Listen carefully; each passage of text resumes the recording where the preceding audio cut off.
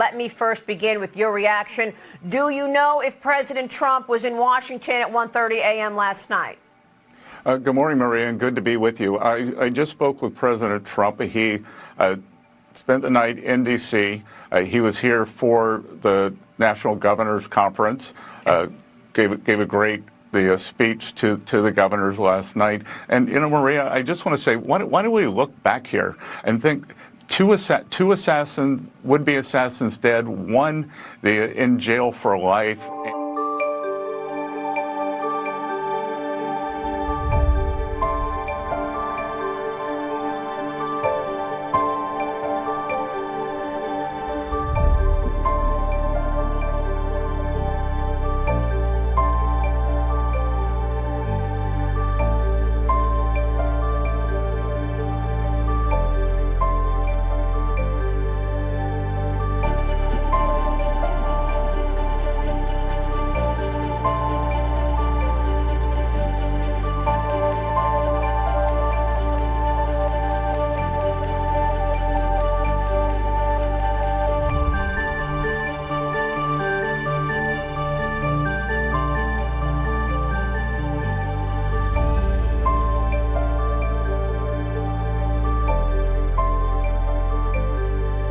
It is that kind of venom that we don't know whether this person was a mastermind, unhinged, or what, but they are normalizing this violence. It's got to stop. I want to congratulate Sean Curran and the Secret Service for protecting the president and his family.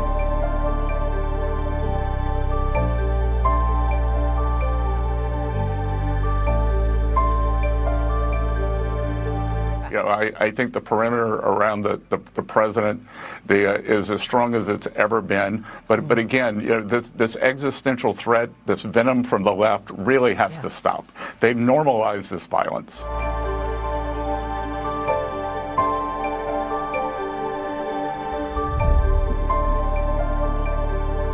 An armed man has been shot and killed by US Secret Service agents after breaking into Donald Trump's Mar-a-Lago estate in Florida.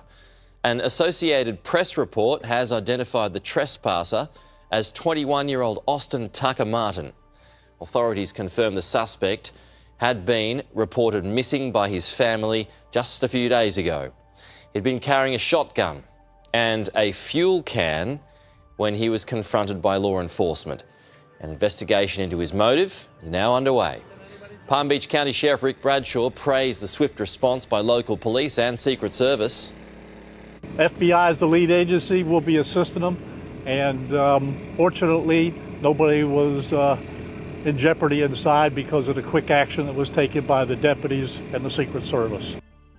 White House Press Secretary Caroline Leavitt said on X, in the middle of the night, whilst most Americans were asleep, the US Secret Service acted quickly and decisively to neutralise a crazy person armed with a gun and a gas canister who intruded President Trump's home. Federal law enforcement are working 24/7 to keep our country safe and protect all Americans. It's shameful and reckless that Democrats have chosen to shut down their department. FBI Director Kash Patel said on X, FBI is dedicating all necessary resources in the investigation of this morning's incident at President Trump's Mar-a-Lago, where an armed individual was shot and killed after unlawfully entering the perimeter.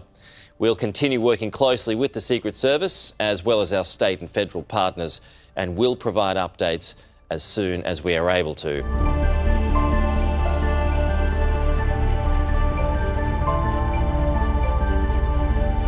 The US Secret Service has shot and killed an armed intruder who breached the perimeter at Donald Trump's Mar-a-Lago estate.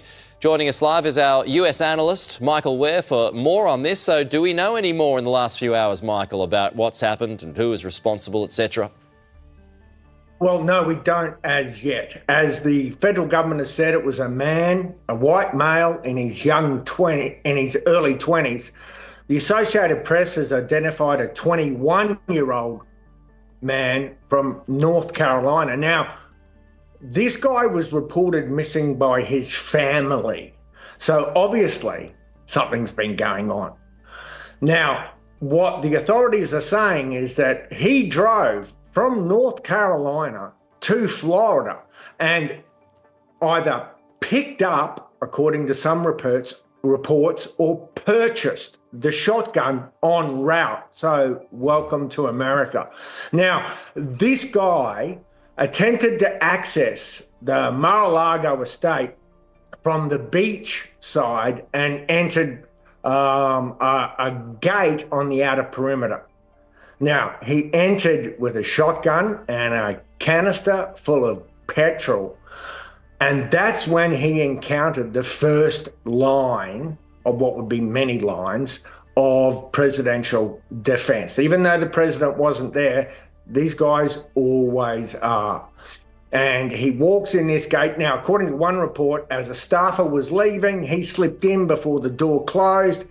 He didn't get 30 meters before he was confronted. The Palm Beach County Sheriff says that one of his deputies and two Secret Service agents confronted this bloke instantly and told him to drop it, both the shotgun and the petrol. Well, he put down the petrol, but he raised the shotgun, and all three blew him away. So this is at least the third known incident involving a gunman potentially targeting President Trump. There was the actual shooter who wounded President Trump, and then there was another guy who, at the same place at Mar-a-Lago, tried to shoot through the fence. This is the third such incident. So, you know, political violence is becoming more and more of a norm here in America, especially if you look over the past 12 months. But at the end of the day, the president was safe as houses in Washington, D.C., hosting the U.S. Governors Association. And, you know, the White House is describing him already as a crazy person. Would certainly seem that way. I mean, you're right. I mean, it's so divided at the moment and it's so violent at the moment too. But it's, I mean, most of it's at Trump. I mean, as you point out, this would be the third time. We still don't know what the motivation here is on this last one, but it's extraordinary that Trump has got to go through all of this again. Yes, well, in one sense, you know, as someone asked me just earlier, you know, will he become the most assassinated president in US history? Because look, we've had 4 presidents actually killed, assassinated in office. 3 others were shot and wounded, including Ronald Reagan and Teddy Roosevelt. This is not, you know, unknown. Political violence is not unknown in this country, sadly. And obviously the White House has come out strong, trying to blame the rhetoric from the Democrats that's fueling this sort of antagonism. The Democrats say, no, you just got to listen to the president himself. You know, his language is so divisive, it's fueling the antagonism. The question I'm wondering now is, notwithstanding whatever the motives of this young kid may or may not have been, and this was a nothing burger of an attack. The president wasn't even there. Sure. What I'm starting to wonder is, are we going to get to a point where we see an aggrieved MAGA supporter trying to kill the president, saying, oh, you didn't live up to your promises, whatever. I mean, that's how caustic this situation has become.